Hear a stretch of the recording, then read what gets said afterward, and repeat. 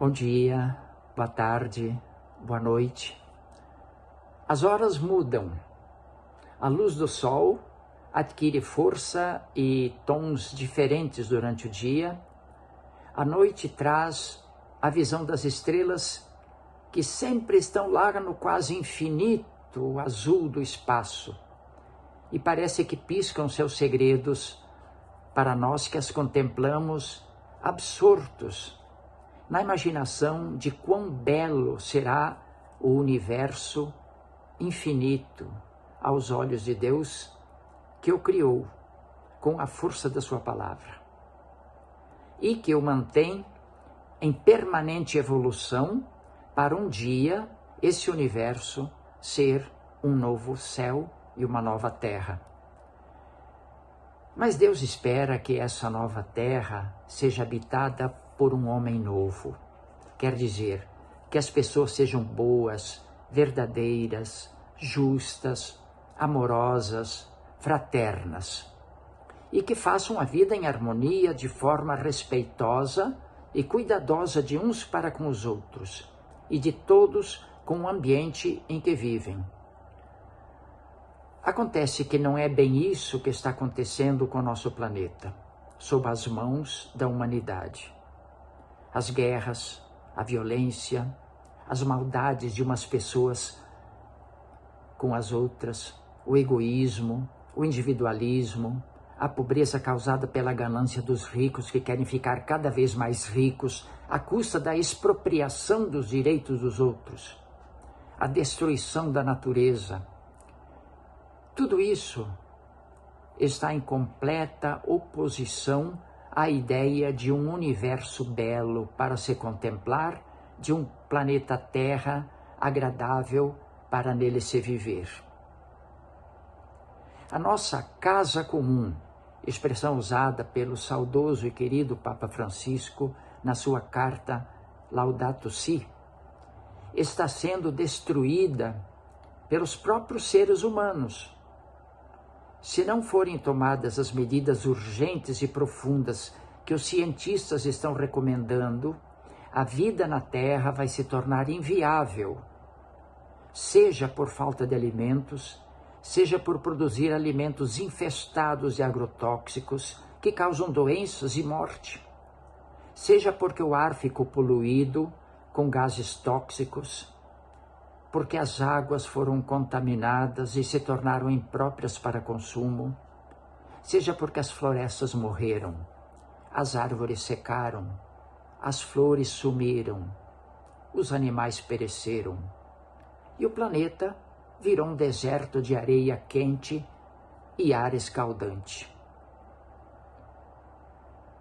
Os sérios e insistentes alertas dos cientistas do meio ambiente foram ouvidos por muita gente que pressiona os governos para fazer leis, criar políticas e realizar ações que recoloquem o agir humano e as suas relações com a natureza como um diálogo entre terra e vida, um diálogo de vida com a esperança, em que o trabalho, a produção e o consumo sejam fontes de renovação permanente da vida sobre a Terra. Uma das ações mundiais pela sustentabilidade do nosso planeta são as conferências das Nações Unidas sobre mudanças climáticas, as conhecidas pela sigla COP. O Brasil vai sediar a próxima conferência na cidade de Belém, em novembro desse ano. Não só o estado do Pará, mas todo o país está debatendo os temas centrais dessa próxima COP, chamada COP 30, e preparando propostas com ações e metas para serem votadas e aprovadas e depois serem cumpridas pelos países. Uma das ideias, e que constitui um objetivo importante para nós, para vocês, para quem está me ouvindo nesse momento, participando desse seminário tão riquíssimo, onde meu amigo Mauro Gurgel é um dos líderes incansáveis. um objetivo importante para nós que trabalhamos no reconhecimento e no respeito aos direitos da criança, na sua participação cidadã nos assuntos que lhe dizem respeito, é o de que as crianças devem participar da COP30 e suas ideias, seus sentimentos, suas necessidades sejam consideradas pelos líderes mundiais que vão se reunir em Belém. As crianças estão sofrendo as consequências do desequilíbrio ecológico. O aumento da temperatura está causando problema na formação e desenvolvimento já no feto, no ventre materno. Pesquisas constataram que os bebês são sensíveis ao excesso de calor. Logo que nascem, começam a respirar ar poluído com micropartículas de plástico que se alojam no seu pulmão e pelo sangue são levados às células como corpos estranhos. Quando vivem em situação de pobreza, essas crianças têm que tomar água contaminada. Crescem consumindo alimentos infestados de agrotóxicos. As crianças são vítimas da irresponsabilidade dos adultos que estão destruindo as condições de vida saudável na Terra. Os crimes ambientais são crimes contra as crianças. Eu gostaria de insistir nessa ideia. Deveriam ser condenados como crimes hediondos.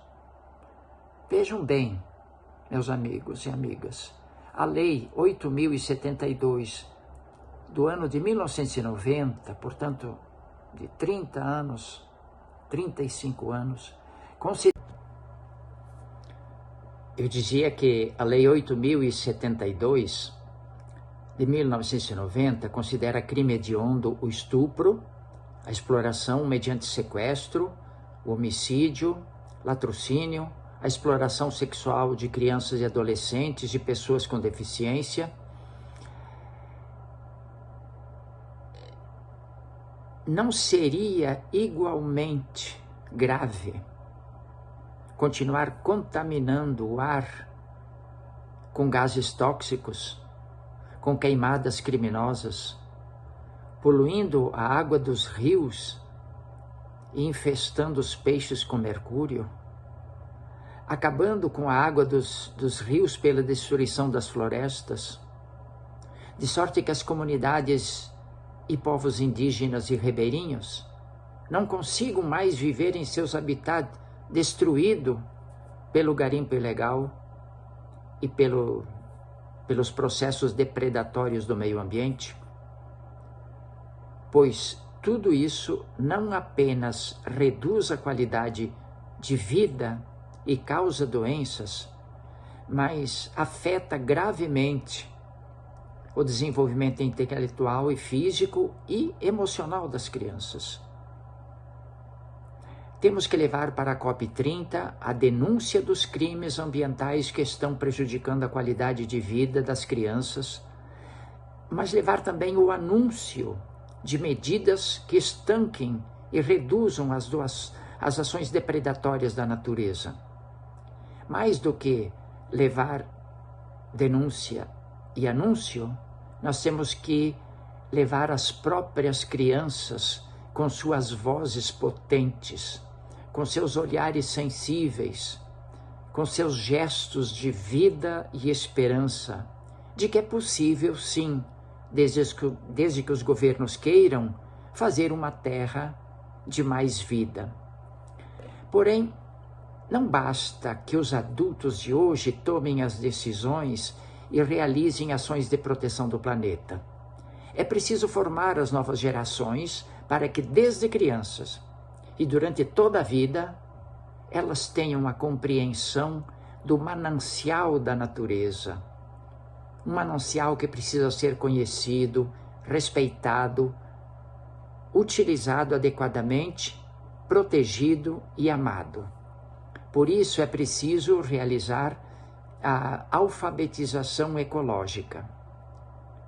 Alfabetização. Todos vocês sabem a importância e a necessidade dela para a vida das pessoas no mundo de hoje. na civilização moderna. A alfabetização é um dos primeiros deveres da escola. Toda criança precisa aprender a ler e a escrever, porque a sociedade se tornou uma sociedade letrada. Quer dizer, o conhecimento produzido historicamente está registrado em letras e palavras em escrita. E para ter acesso a esse conhecimento é preciso saber ler. Mas não basta saber ler e escrever. É preciso compreender, interpretar, ter espírito crítico. É fundamental ler além das letras o que está nos livros, nos jornais, nas revistas, ou na tela do tablet, do computador, do celular. E essa leitura é que o grande educador Paulo Freire chamou de leitura do mundo.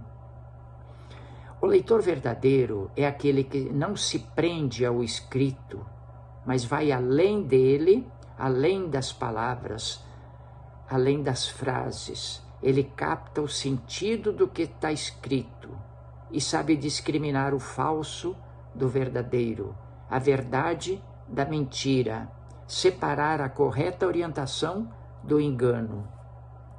Mais ainda, o verdadeiro leitor, a verdadeira leitora, são aqueles que, além dos textos, leem a história, interpretam os acontecimentos, criam consciência do seu papel nesses acontecimentos do mundo.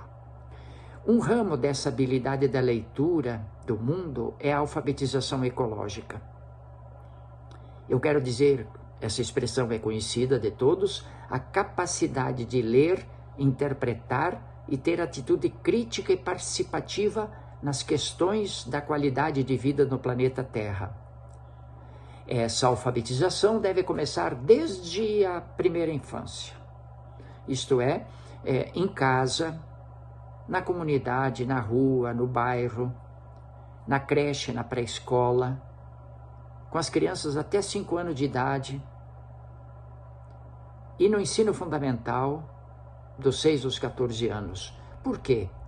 Porque é nessas primeiras idades que se formam os valores que vão dirigir a vida da pessoa pela vida toda. E é nessas idades que a criança adquire para a sua vida inteira as atitudes que moldam a sua personalidade.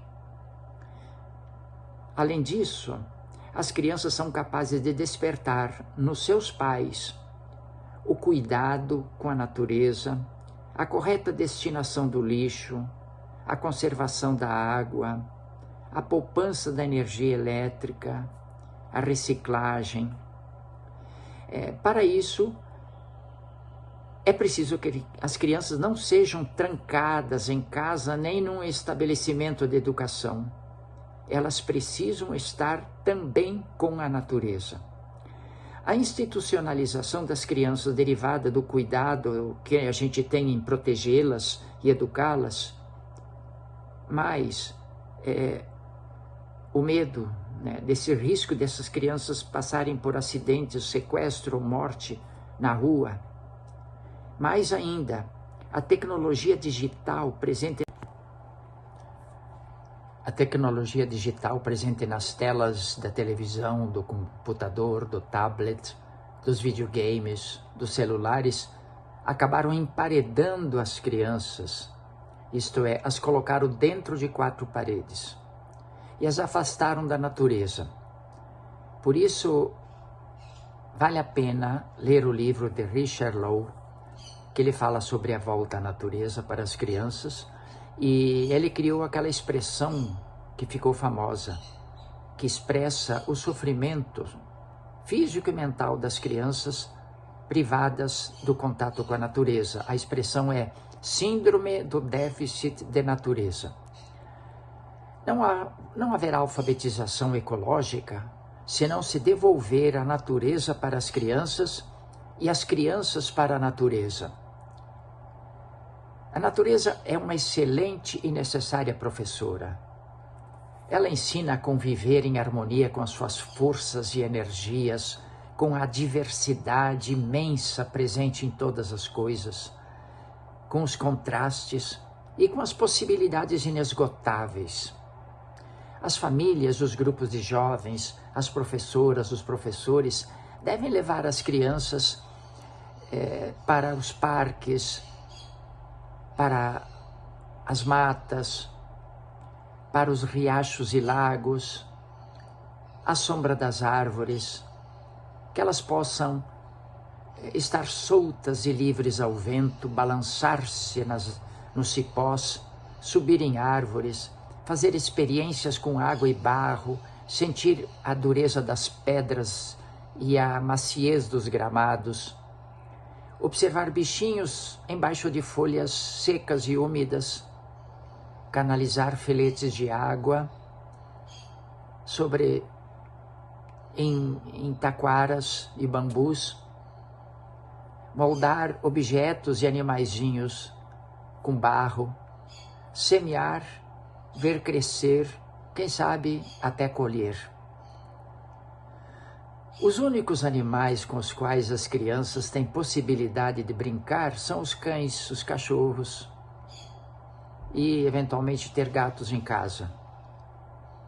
Mas se elas tiverem oportunidade de interagir com a natureza diversa, terão carinho e cuidado com insetos, formigas, besouros, pássaros, borboletas, se encantarão com suas formas e cores, com seus movimentos e cantares, com seus sons, com suas atividades no meio em que vivem.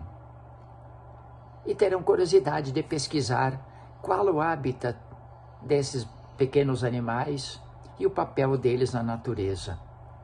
E certamente, desenvolverão um senso de cuidado. Eu admiro as professoras, os professores que criam com suas crianças sementeiras no pátio da escola e aprendem com elas a paciência da germinação, a esperar o crescimento, a surpreender-se com o surgimento das folhas, das flores, eventualmente com a produção de novas sementes e, quem sabe, frutos. Das professoras e os professores que fazem um tanque de água para experiências mais variadas, que levam as crianças a ambientes em que possam fotografar insetos, flores, folhas, paisagens, para depois na escola pesquisarem sobre eles. As crianças ficam fascinadas com experiências de compostagem, de plantio e colheita, se encantam com as experiências sobre a força do vento, sobre o calor e o frio, com misturas de pós coloridos, com os jogos de tinta.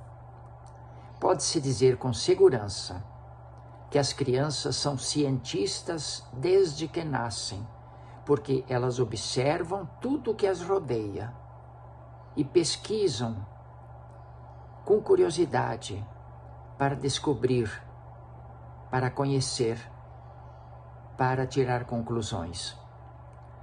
A alfabetização ecológica é uma necessidade não só para as crianças, é também uma educação necessária para os adultos, pois muitas pessoas são analfabetas sobre clima, sobre formas de reduzir a poluição, sobre como diminuir a quantidade de lixo que se produz todo dia.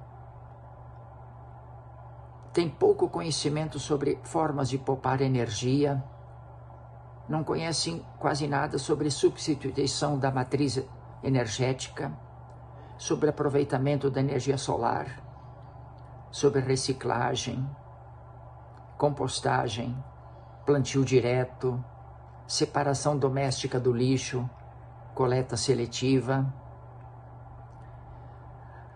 A alfabetização ecológica não é um curso escolar que dá um diploma e entrega um conhecimento sobre a sustentabilidade do nosso planeta como lugar de vida harmônica com a natureza. é muito mais do que isso. É um novo modo de olhar para o nosso mundo e cuidar dele, por ser ele a nossa casa comum.